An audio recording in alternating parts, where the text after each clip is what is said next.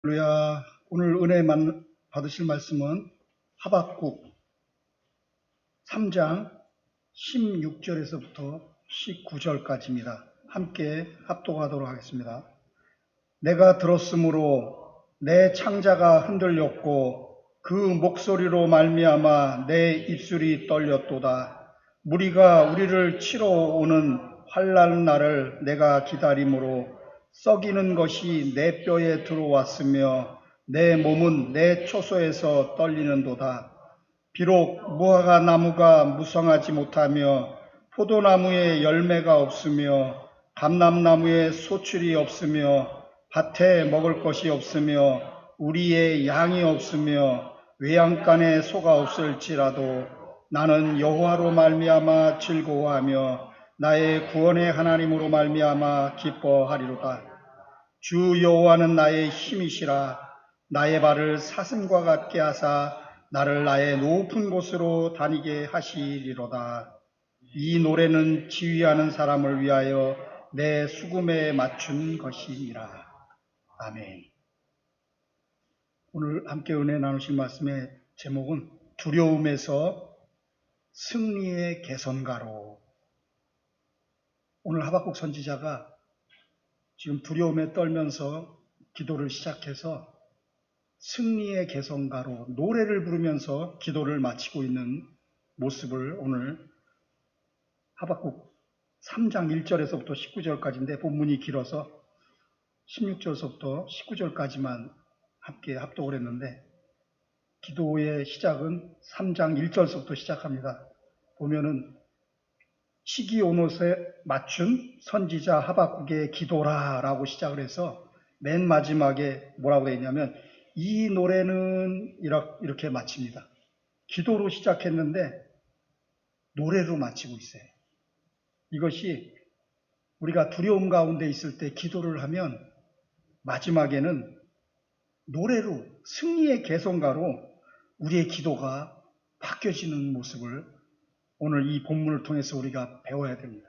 우리의 기도가 슬픔과 탄식과 원망과 항의와 질문으로 시작된 그런 기도가 이제 우리의 기도가 마지막에는 하나님을 찬미하고 찬송하고 노래하는 것으로 감사하는 것으로 그렇게 바뀌어야 되는 모습을 오늘 하나님께서 우리에게 이렇게 기도하라고 지금 가르쳐주고 계시는 것입니다. 그것을 오늘 이 하박국 선지자의 지금 기도의 배경을 먼저 알아야 됩니다. 왜 하박국 선지자가 이렇게 두려움에서 떨면서 기도를 시작했는지 그 이유를 알아야 본문 말씀이 깨달아집니다. 오늘 하박국 선지자는 주님이 오시기 한 610년 전쯤에 활동을 하던 예레미야 선지자하고 거의 동시대에 활동을 하던 선지자인데 그때 당시에 예레미야 선지자를 통해서 이미 하나님께서 예언을 하셨습니다. 바벨론, 갈대아 사람이죠. 갈대아 사람을 바벨론을 일으켜서 유다 백성들이 지금 도덕적으로 그리고 영적으로 타락해 있는 이 하나님의 백성들 남유다를 심판하시겠다는 그 예언의 말씀이 예레미야 선지자를 통해서 이미 다 알려져 있어요. 그 예루살렘 땅에 있는 모든 사람들은 다 그 소리를 예언을 다 듣고 알고 있는데 그 예언의 말씀, 곧 심판이 임박했다는 그 예언의 말씀을 듣고 지금 하박국 선지자가 기도를 하고 있는데 처음에 어떻게 기도를 하냐 하면 하나님 도대체 살아계신 건 맞습니까? 하나님 지금 보고 계신 거 맞습니까? 듣고 계시는 거 맞습니까? 어떻게 이렇게 의로운 선지자들이 기도를 하고 있는데 귀를 막으시고 눈을 감고 계시는지 모르겠다고. 왜 이렇게 악인들이 득세하고 나쁜 사람들이 의로운 사람들을 핍박하고 있는데도 하나님은 가만히 계시는지 이유를 모르겠다고 항변을 하면서 하박국이 하나님께 질문을 합니다. 하나님 도대체 보고 계신 겁니까? 듣고 계신 겁니까? 살아계신 겁니까? 도대체 뭐 하고 계시냐고 항변을 하고 있는 모습이 하박국 1장 2절에서부터 4절까지 항의를 합니다. 하나님께 항의를 해요. 이 일은 우리에게도 똑같은 마음이 들 수 있는 겁니다. 지금 세상 돌아가는 형편을 볼 때 하나님께서 정말 살아계신 게 맞는 건지, 하나님께서 일하고 계시는 게 맞는지, 온 우주 만물을 다스리고 계시는 게 맞는지 의아할 정도의 그 어려움이 닥쳐왔을 때 우리는 의심을 하게 되고 두려워하게 되고 하나님을 원망하게 되고 불평하게 되는데, 지금 하박국 선지자도 똑같은 그런 처지에서 우리와 똑같은 성정을 가진 사람으로서 지금 하나님께 기도하고 있는데, 사실 기도가 아니라 불평하고 항의하고 따지는 그런 기도를 지금 시작하고 있습니다. 그래서 하나님께서 1장 5절에 보면 응답을 하시죠. 심판할 것이다. 유다가 교만하고 백성들의 이기심과 탐심과 그리고 또 제사장들은, 종교인들은 권력과 돈에 결탁되어 가지고 부패하고 있는 모습들을, 그 도덕적 타락, 영적인 타락을 하나님께서 심판하시겠다고 하박국의 기도에 응답을 하십니다. 그랬더니 다시 하박국 선지자가 얘기합니다. 하나님, 바벨론을 들어서 남유다를 치시겠다 그러는데 바벨론은 더 악한 나라 아닙니까? 어떻게 더 악한 나라가 하나님의 백성을 심판합니까? 이것은 있을 수 없는 일입니다. 잘못된 일입니다. 하나님 하고 또 두 번째 항의를 합니다. 그랬더니 하나님께서 말씀하시죠. 바벨론도 역시 그들의 죄악으로 말미암아, 그들의 교만과 그들의 타락으로 말미암아 그들도 징벌할 것이다. 하나님은 죄에 대해서 분명하게 심판하시는 분입니다. 하나님의 백성이든 하나님의 백성이 아니든 어떠한 도구를 사용해서라도 더 악한 바벨론을 들어서 남유다 하나님의 백성을 심판하시는 모습을 보면서 깨달아야 됩니다. 하나님은 분명히 심판하시는 분이시라는 사실이에요. 그리고 공의의 하나님이시라는 사실입니다. 하나님에게는 죄는 절대로 용납이 불가합니다. 죄에 대한 분명한 대가가 지불되지 않고는 절대로 용서하지 아니하시는 심판의 하나님, 공의의 하나님이라는 사실을 잃어버리면 안 됩니다. 하나님은 만유의 여김을 받으시지 않으시는 분이십니다. 그래서 결국은 심판을 하시는데, 그 심판 중에 사랑의 하나님, 긍휼의 하나님의 모습이 있다는 것을 하박국 선지자가 이제 얘기합니다. 어떻게 뭐라고 얘기하냐면 3장에서부터 이제 시작합니다. 기도를 시작할 때 하나님께서는 아무리 심판의 하나님이시지만 우리에게 긍휼을 베푸시는 분이시지 않습니까? 우리가 아무리 죄를 범하고 사망의 길로 치닫고 있지만 우리를 부흥케 하시고 살려주시옵소서라고 기도를 합니다. 그러면서 하나님의 그동안 일하신 모습들을 쭉 기억해냅니다. 그것이 3장 3절에서부터 시작됩니다. 하나님이 어떻게 역사를 운영하시고 어떻게 역사 속에서 주관자로서 일을 하셨는지를 그 출애굽서부터 쭉 얘기를 시작을 합니다. 하나님이 모세를 들어서 그 애굽에 역병을 내리고 우박과 불덩이를 떨어뜨려서 그 애굽의 그 바로의 그 치하에 있던 이스라엘 백성들을 구원해내신 일들을 기억합니다. 그리고 강과 바다를 다스렸던 하나님을 기억합니다. 홍해를 가르시고 요단강을 건너셨던 분, 바위를 쳐서 샘물이 솟아오르게 하시고 산과 그 다음에 해와 달을 멈추게 하시죠. 그 전쟁이 일어났을 때 여호수아가 미디안과 전쟁을 할 때인가 해와 달을 12시간 정도를 멈추게 했던 일도 기억을 합니다. 그래서 11절에 보면 3장 11절에 보면 해와 달이 그 초소에서 멈추었나이다. 하나님이 일하시는 것을 지금 기억해내고 있어요. 하나님이 어떤 하나님이신지를 계속 하나님이 어떻게 일했는지를 기억하면서 15장까지 기억해냅니다. 이것이 하박국 선지자가 두려움에서 승리의 개성가로 기도가 바뀌는 그 비법이고 열쇠였던 것입니다. 우리도 지금 두려움에 떨면서 기도를 할 때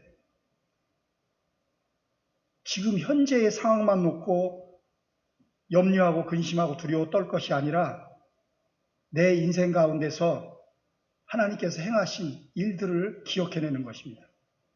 나를 그 죄와 사망에서 건져내신 하나님, 나를 구원해내신 하나님을 기억해내고 그 내 인생 가운데서 하나님이 은혜를 베푸셨던 일들을 하나하나 되새겨보는 것입니다. 그것이 우리가 기도가 골짜기 기도에서 산 정상의 기도로 바뀌어지는 비법인 것입니다. 지금 현재 상황을 놓고 우리가 기도를 하기 시작하면 두려움에서 벗어날 길이 없습니다. 염려에서 벗어날 길이 없어요. 그간에 우리에게 행하신 하나님의 그 은혜들, 그 기사와 이적들을 기억해내는 것입니다. 우리가 병 걸렸을 때, 질병에 걸렸을 때 우리를 고쳐주셨던 하나님을 기억해내야 됩니다. 우리를 그 가난의 그 골짜기에서 건져서 부욕해 하신 하나님을 기억해내야 됩니다. 우리의 기도에 응답하셨던 그 하나님을 기억해내면 기도가 바뀌어지는 것입니다. 우리의 기도는 골짜기의 기도에서 시작하지만 정상에서 그 산꼭대기 그 높은 곳에서 하나님을 찬미하는 기도로 바뀌어야 된다는 것을 오늘 하박국 선지자를 통해서 하나님이 우리에게 말씀하고 계시는 것입니다. 그것을 이 내용을 한번 본문의 말씀을 보면서 구체적으로 한번 살펴보기를 원합니다. 이제 그 하박국 선지자의 그 질문을 한번 살펴보도록 하겠습니다. 1장 2절에서 4절 한번 읽어볼까요? 여호와여 내가 부르짖어도 주께서 듣지 아니하시니 어느 때까지 이리까? 내가 강포로 말미암아 외쳐도 주께서 구원하지 아니하시나이다. 어찌하여 내게 죄악을 보게 하시며 패역을 눈으로 보게 하시나이까? 겁탈과 강포가 내 앞에 있고 변론과 분쟁이 일어났나이다. 이러므로 율법이 해이하고 정의가 전혀 시행되지 못하오니 이는 악인이 의인을 애워쌌으므로 정의가 굽게 행하여짐이니라. 지금 악인이 의인을 핍박하고 있고 정의가 굽게 행해져 있다는 거예요. 정의가 행해지지 않고 있다는 것입니다. 도대체 하나님 뭐 하고 계세요? 하고 원망하고 불평하면서 기도를 시작하는데 이것이 오늘 어떻게 나오냐면 3장 3절로 한번 넘어가 보겠습니다. 3장 3절에 보면 이렇게 나옵니다. 하나님이 대만에서부터 오시며 거룩한 자가 바란산에서부터 오시는도다. 셀라. 그의 영광이 하늘을 덮었고 그의 찬송이 세계에 가득하도다. 그의 광명이 햇빛 같고 광선이 그의 손에서 나오니 그의 권능이 그 속에 감추어졌도다. 이렇게 하나님이 일하시는 모습을 시적으로 표현을 하는 겁니다. 그러면서 쭉 출애굽한 내용들을 좀 설명하고 광야에서 그리고 가나안 정복 전쟁에서 하나님이 일하셨던 모습들을 계속 기억해내시면서 이제 기도가 바뀌기 전에 마지막으로 그래도 또 한 번 두렵고 떨리는 일이 다시 엄습해 오는 것을 봅니다. 그게 16절입니다. 16절에 뭐라고 되어 있냐면 16절에는 내적인 공포가 표현되어 있어요. 이 두려움과 염려와 근심은 내 안에서부터 먼저 시작되는 것입니다.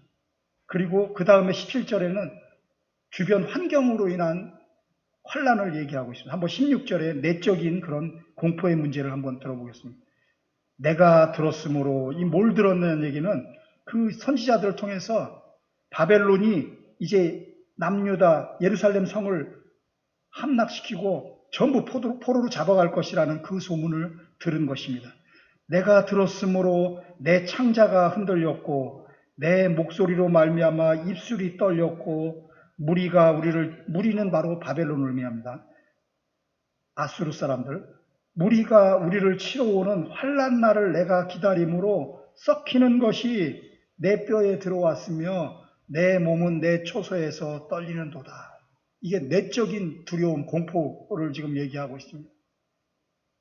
지금 하나님이 전능하신 하나님이고 무소부지하신 하나님이시고 창조의 하나님이신데 그렇게 고백을 하면서도 끊임없이 자기 안에서 그것을 거부하는 그 생각들이 안에서부터 넘쳐나오고 있는 거예요. 내적인 두려움이 지금 터져나오고 있는데 그 다음에 두 번째로는 이제 외부의 환경이 문제가 됩니다. 17절 한번 보겠습니다. 비록 무화과 나무가 무성하지 못하며 포도나무에 열매가 없으며 감람나무에 소출이 없으며 밭에 먹을 것이 없으며 여기까지는 농경사회였던 사람들의 그 생존권이 전부 무너지는 모습입니다. 그 다음에 우리의 양이 없으며 외양간에 소가 없다는 것은 목축업을 하던 사람들, 그때는 농경사회와 목축업이 전체 모든 사람들의 산업이었습니다. 기업이었습니다. 그것을 통해서 농사를 져서 먹든가 목축업을 해서 먹고 살고 있었는데 먹고 사는 생존의 문제가 다 무너졌다는 얘기예요. 내적으로는 내 안에서 두려움이 엄습해 오고 외적으로는 환경적으로는 생존권이 무너지는 상황이었습니다. 그렇다 할지라도 라고 이제 18절에 기도가 변화하고 있습니다. 왜 변합니까? 내게 은혜 베푸신 하나님을 기억하기 때문에 변하는 것입니다. 그리고 우리 역사를 통해서 하나님이 어떻게 일하셨는지를 기억해내는 것입니다. 성경을 통해서 하나님이 우리를 어떻게 창조하셨고 어떻게 우리를 심판하셨고 어떻게 구원하셨는지 이 역사가 계속해서 우리가 창세기부터 읽어보면 노아의 홍수도 있고 바벨탑의 흩어짐도 있고 계속해서 하나님은 심판하고 구원해내시고 또 심판하시고 구원해내시면서 우리를 연단해내시고 우리를 바른 길로 우리를 계속해서 이끄시려고 우리에게 징계와 그리고 또 긍휼을 베푸시는 그 하나님, 공의의 하나님과 그 사랑의 하나님이 반복해서 우리 가운데 항상 함께 하셨다는 사실을 기억해낼 때 찌라도라는 말이 나옵니다. 없을지라도 우리에게 아무런 현상이 어떤 하나님의 일하심이 보이지 않을지라도 악인이 득세하고 의인이 계속 핍박을 받을지라도 어떠한 형편에 있을지라도 하나님을 기억해내는 것입니다. 역사 속에서 일해오시고 나의 인생 가운데서 끊임없이 일해오신 하나님을 기억해낼 때 우리는 변화하게 되는 거죠. 어떻게 변하는지 한번 보겠습니다.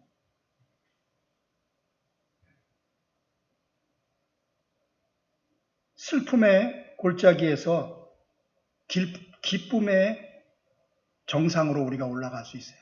하나님의 은혜를 기억해냈을 때 슬픔이 변하여 기쁨으로, 두려움의 골짜기에서 평안의 정상으로, 산꼭대기로 올라갈 수 있어요. 그것을 어떻게 표현했냐면 19절에 주 여호와는 나의 힘이시라 나의 발을 사슴과 같게 하사 나를 나의 높은 곳으로 끌어올리신다. 골짜기에 있던 나를 산꼭대기 높은 곳으로 끌어올리신다. 우리의 영성이 최고의 경지로 올라가는 거죠. 두려움에 떨던 밑바닥의 영성을 가지고 기도하던 우리에게 산꼭대기로 올라가는 그 사슴발같이 튼튼하게 우리를 만드셔서 산꼭대기로 올라가서 하나님을 찬미할 수 있는 그 영성, 최고의 영성의 사람으로 우리를 만들어 주신다는 것이죠. 언제? 하나님이 우리에게 행하신 이 은혜들을 기억해낼 때, 그리고 염려의 그 골짜기에서 믿음의 정상으로 올라가는 것입니다. 그 불평의 골짜기에서 감사의 정상으로 올라가는 것입니다. 그리고 눈물과 탄식의 골짜기에서 노래하고 찬미하는 그 정상, 산꼭대기 정상으로 올라가는 것입니다. 절망의 골짜기에서 소망의 정상을 우리가 밟을 수 있게 되는 것입니다. 그것이 오늘 우리가 이 어려운 세상을 살아나가는 우리에게 어떻게 기도해야 되는지 하나님께서 우리에게 가르쳐 주고 있는 것입니다.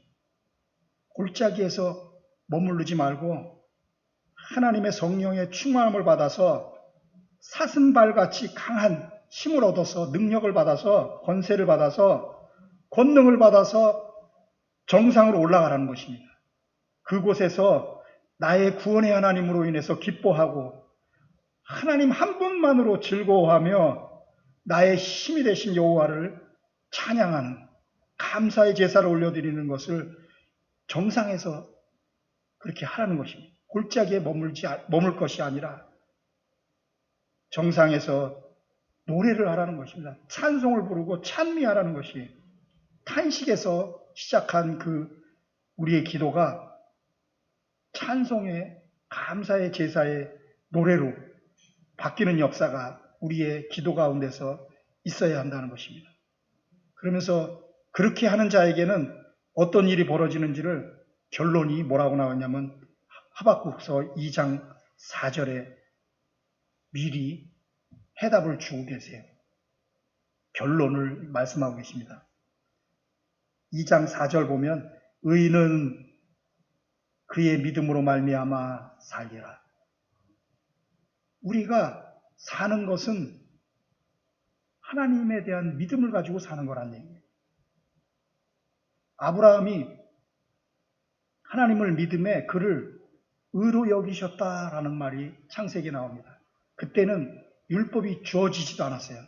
율법은 모세에게 주어졌는데 아브라함은 율법이 주어지기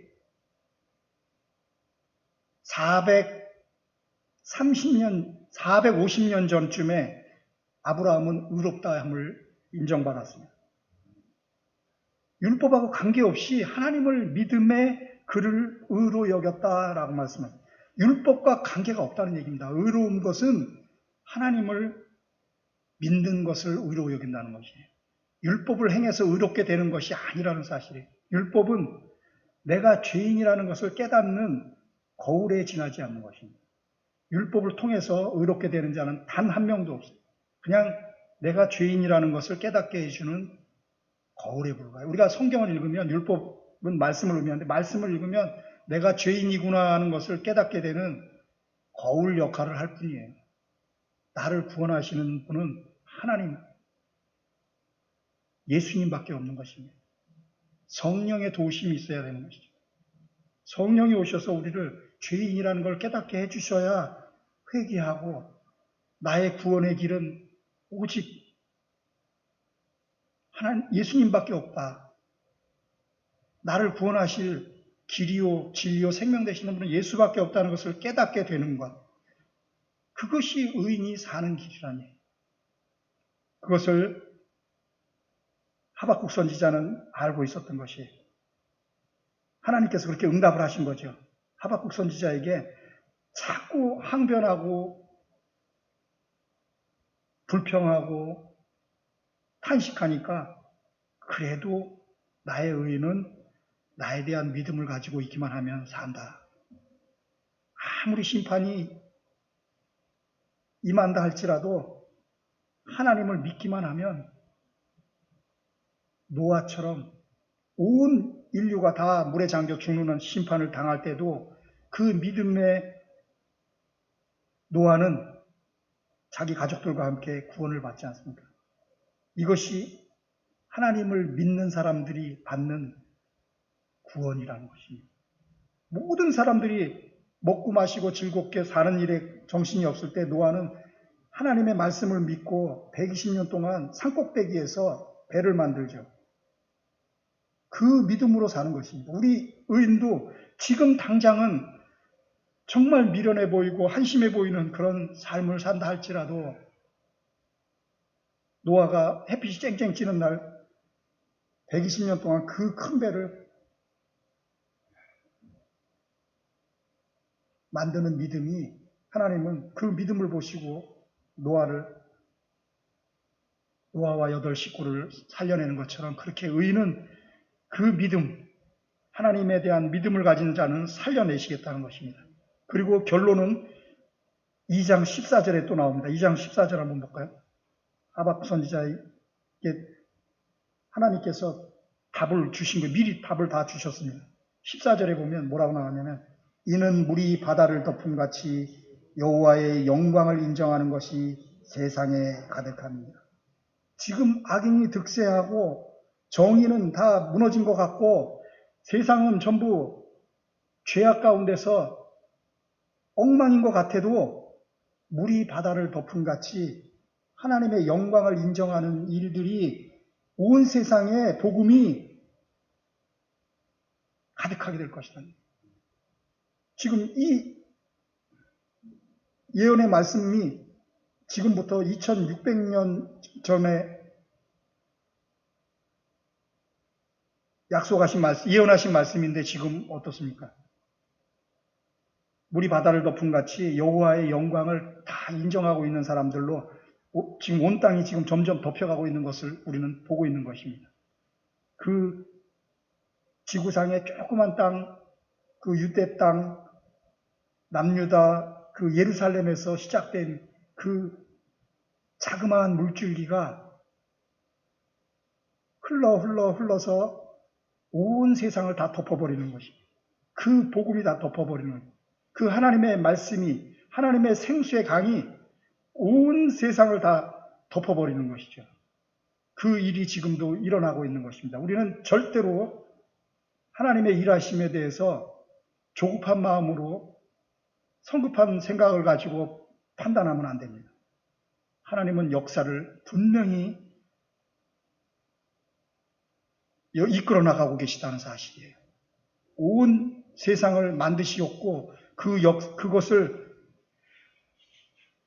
다스리고 통치하시고 주관하고 계시다는 사실, 하나님의 섭리에 따라서, 계획에 따라서 지금 온 세상을 다스리시고 계시다는 사실을 기억해내야 됩니다.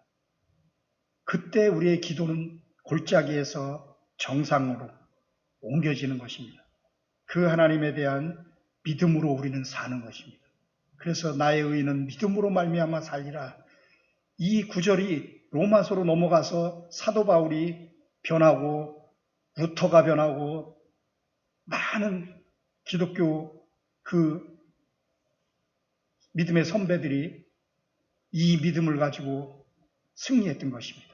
우리도 하나님에 대한 믿음, 하나님이 온 세상을 만드셨고 다스리시고 계시며 하나님이 계획한 그 스케줄대로, 그 섭리대로 세상을 이끌어 나가고 계시다는 사실을 분명하게 믿어야 됩니다. 그래서 뭐라고 말씀하시냐면 하박국서 2장 20절에 정답이 나옵니다. 뭐라고 정답이 나오냐? 오직 여호와는 그의 성전에 계시니 온 땅은 그 앞에서 잠잠할지니. 온 피조물은, 너희들은, 하나님 믿는 백성들은 하나님 앞에서 잠잠하라는 얘기예요. 원망하고 불평하지 말라는 얘기입니다. 내가 다 일을 행하고 있다. 온 세상을 내가 지금 다 내 계획표대로, 내 섭리대로 다 지금 통치하고 있는데 너희들이 왜 원망하고 불평하느냐? 잠잠하라. 겸손하라. 피조물인 너희들은 창조주인 내 앞에서 항의하지 말고 불평하지 말고 잠잠하고 겸손하게 무릎 꿇고 엎드리라는 것입니다. 기도하라는 것입니다. 그 기도를 통해서 일을 하시는 하나님이 시간표를 바꾸실 수 있는 것입니다. 하나님은 그렇게 완고하신 분이 아니십니다. 우리가 기도하고 우리가 탄식하고 하나님께 찬미하며 기도할 때 하나님께서는 그 시간을 앞당겨 주세요. 우리가 우리의 고난 시간, 우리의 고통의 시간들을 줄여주신다고 약속하셨습니다. 그래서 우리는 기도해야 돼요. 하나님은 긍휼의 하나님, 사랑의 하나님이시라는 사실입니다. 이것을 완벽하게 이루신 곳이 어디냐면 골고다 십자가였습니다. 그분은 분명히 죄에 대해서 심판을 하셔야 되는데 또 구원해 내시는 긍휼의 하나님이시거든요. 그래서 그 공의와 그 사랑이 만나는 지점이 십자가였던 것입니다. 그 십자가에서 예수님을 죄의 값으로 찢으시고 그 죄를 이제 죄값을 치르시고 그 구원의 사랑의 하나님을 나타내 보이신 것입니다. 그래서 공의와 사랑이 합쳐지는 지점이 바로 골고다 언덕 십자가였던 것입니다. 그것이 크로스였어요. 십자가가 공의와 사랑이 만나는 지점, 그 십자가 그 지점에서 하나님은 우리를 자신의 성품을 다 드러내신 것입니다. 절대로 죄는 피를 흘리지 않고는 용서하실 수 없는 공의의 하나님께서 예수님을 찢으셔서 피를 흘리신 것입니다. 그래서 공의가 이루어졌어요. 그 다음에 사랑의 하나님께서 우리를 불쌍히 여기셔서 그 십자가를 바라보기만 하면 그 구원의 그 하나님을, 그 사랑의 하나님을 믿기만 하면 구원해 내시는 역사를 이뤄내신 것입니다. 이것이 바로 십자가의 사건이었던 것입니다. 완전한 심판과 완전한 긍휼이 만나는 지점, 그 지점이 바로 십자가였다는 사실. 우리는 그 십자가를 볼 때마다 우리의 죄로 말미암아 심판받을 일을 대신 죽으신 그 피 흘림의 역사, 그 은혜를 기억해내야 됩니다. 그리고 우리를 죄를 다 사하시고 구원해내신 그 하나님의 긍휼과 사랑에 대해서 늘 기억하면 절대로 골짜기에서 두려워 떨면서 염려하고 근심하면서 슬퍼하고 탄식하면서 절망하면서 살지 않을 수 있다는 것입니다. 정상으로 올라설 수 있다는 것입니다. 그 높은 곳으로 우리를 이끄실 분이 바로 성령 하나님이십니다.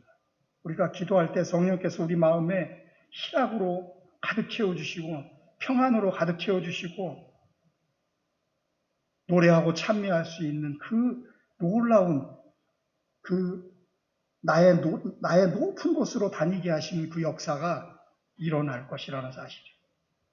우리는 그 두려움의 골짜기에서 승리의 개성가를 부르는 높은 곳으로 우리가 올라가야 됩니다. 그 일은 여러 선지자를 통해서 말씀하셨는데 느헤미야서 8장 10절을 한번 보겠습니다. 느헤미야서 8장 10절에 보면 느헤미야가 또 그들에게 이르기를 너희는 가서 살찐 것을 먹고 단 것을 마시되 준비하지 못한 자에게는 나누어 주라. 이 날은 우리 주의 성일이니 오늘 우리 주일을 의미하죠. 주일날 근심하지 말라는 얘기입니다. 왜? 여호와로 인하여 기뻐하라는 것입니다. 그것이 너희의 힘이라는 거예요. 야훼로 인하여, 야훼 때문에, 하나님 때문에, 하나님으로 인해서 하나님으로 말미암아 기뻐하는 것이 우리가 새 힘을 얻는 길이다 이런 것입니다. 근심하고 염려하지 말고 주의 날, 주의 성일날 기뻐하고 즐거워하라는 거예요. 왜?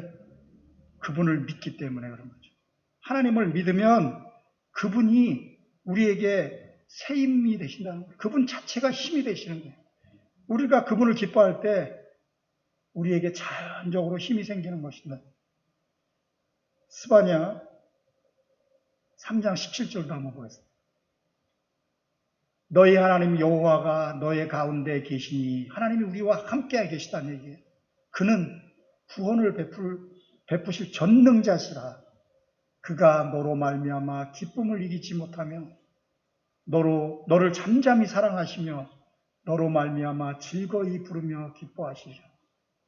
우리가 착각하는 게 있는데 우리가 하나님을 기뻐하고 우리가 하나님을 사랑하는 것보다 하나님이 우리를 훨씬 더 사랑하시고 하나님이 훨씬 더 우리를 즐거워하고 기뻐하신다는 사실을 알아야 돼요.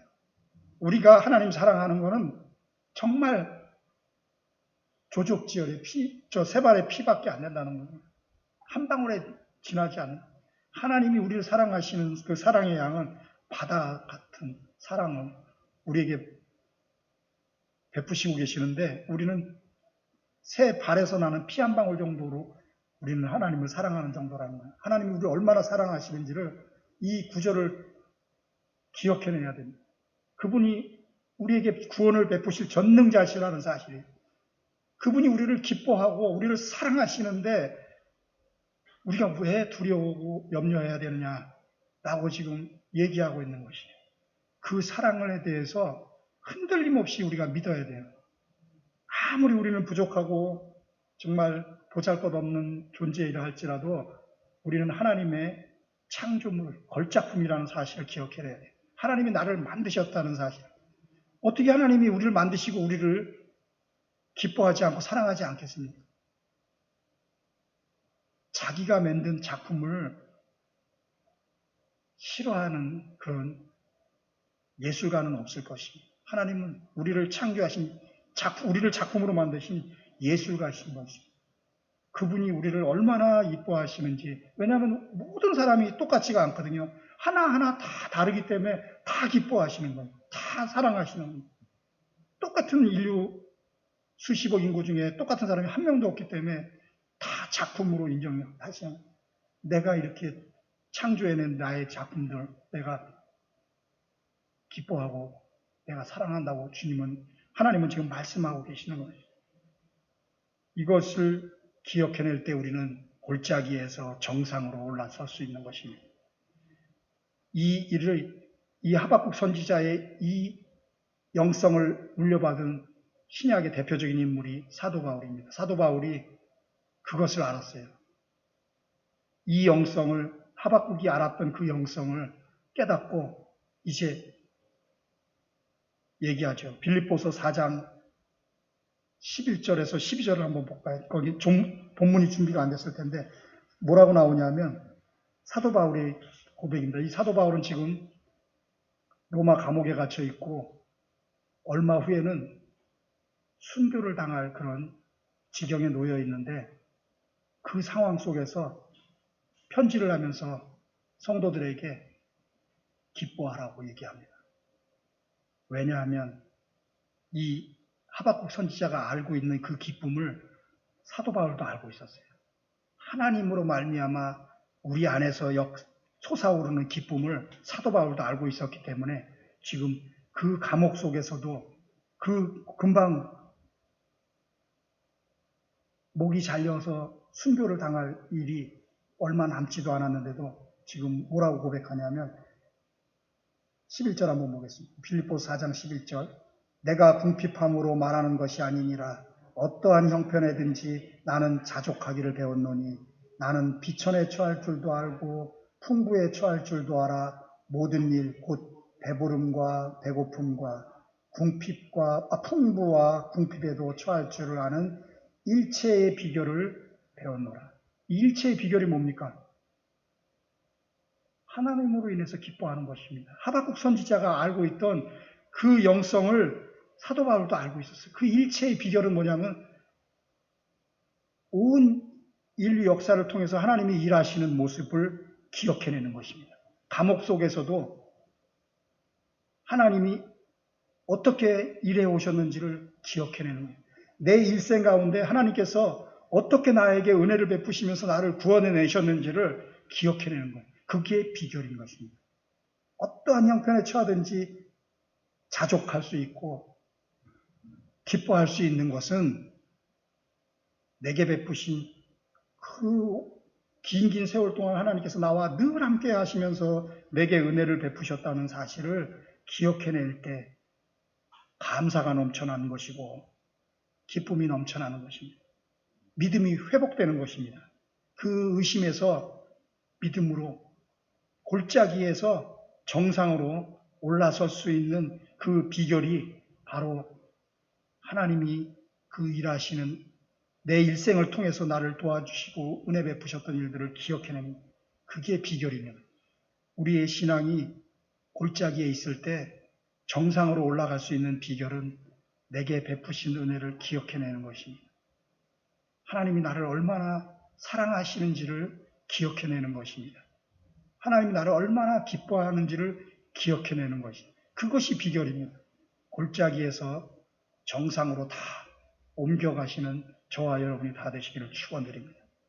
함께 기도드리겠습니다. 하나님 아버지 감사합니다. 우리가 비록 골짜기에서 원망하고 탄식하고 불평하며 두려워하고 염려하고 근심하며 살 때가 많지만 하나님 우리에게 힘이 되시는 야훼께서 우리의 발을 사슴발같이 힘을 돋게 하셔서 정상에 올라갈 수 있도록 우리를 도우시는 하나님 감사드립니다. 날마다 그 정상에서 하나님을 찬양하고 찬미하며 감사의 제사를 올려드림으로 더 큰 은혜를 풍성히 받는 저와 우리 모든 성도들이 다 되게 하여 주시옵소서. 날마다 그 은혜를 잊지 말고 기억하며 더 감사하고 더 믿음이 자라나서 하나님께 더 귀하게 쓰임받는 저희들이 다 되게 하여 주시옵소서. 하나님께서 주신 은혜에 감사해서 오늘 하나님 앞에 예물 드리기를 원합니다. 하나님 기뻐 받아 주시옵시고 우리의 생명을 담고 우리의 사랑을 담아서 하나님 앞에 올려드리오니 하나님 기뻐 받아 주시옵시고 이 물질을 통해서 많은 영혼들이 주께로 돌아오는 역사가 일어나게 하여 주시옵소서. 믿고 감사드리며 우리 구주 예수 그리스도 이름으로 기도드립니다. 아멘. 다 같이 일어나셔서 주기도문으로 예배를 마치겠습니다.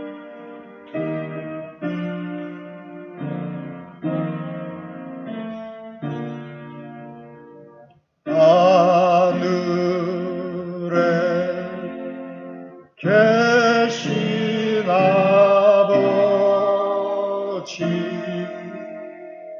이름 거룩하사 주님 나라 임하시고 뜻이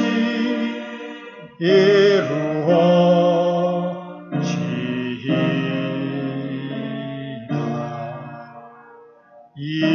일용할 양식 주시고 우리들의 큰 죄 다 용서하옵시고 또 시험에 들게 마시고 악에서 구원하소서. 대개 주의 나라 주의 권세 주의 영광 영원히